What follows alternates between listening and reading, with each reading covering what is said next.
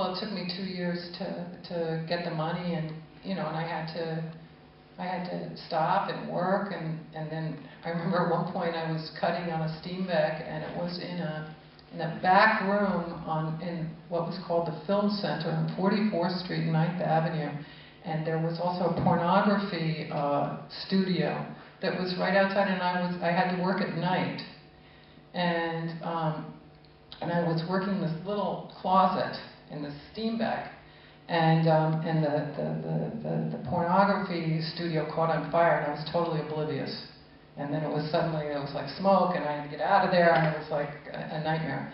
And then I remember another time there was a guy named Bobo Shaw, who was a kind of well-known drummer who became a junkie.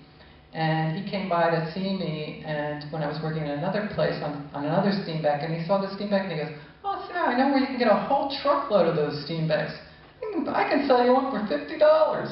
And I was like, "Well, I don't think I want to do that."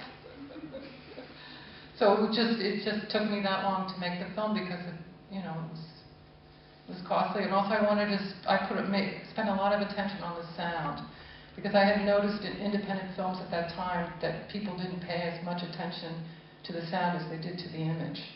So I saved a lot. It took me a long time to save the money to do a proper mix on the film, so I could do a lot of sound effects and work with the music and really blend it in a professional way.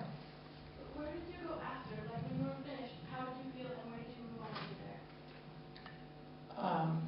Well, then we did Stranger Than Paradise. We did the first half hour of Stranger Than Paradise, and then it took us, I think, a year to get the rest of the year, maybe it was 2 years. 2 years for us to get the rest of the money to finish Stranger Than Paradise. And then I made a film called Sleepwalk when Jim was making Down by Law. I directed a feature called Sleepwalk with Suzanne Fletcher again as the lead, and that's in color. And how do you feel about being a producer?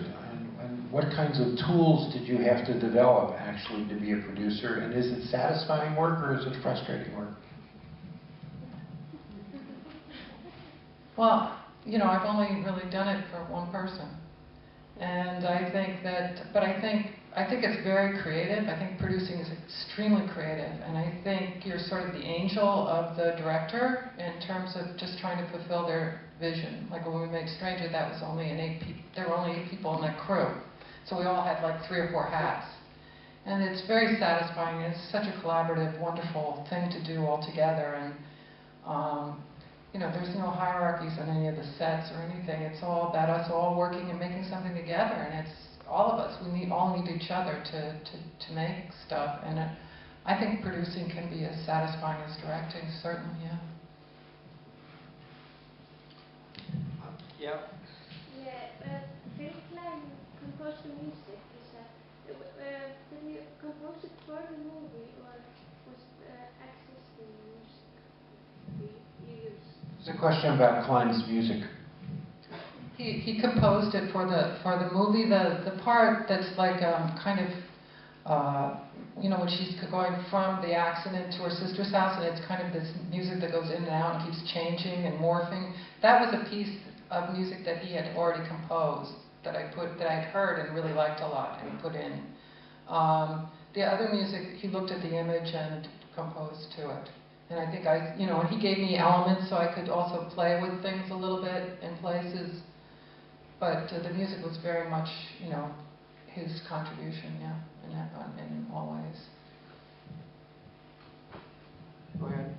I have a quick question. I want to apologize first for my ignorance, because I'm wondering if David Lynch had been on the scene or on your radar at this point, because the music and the sound really reminded me of his earlier work too.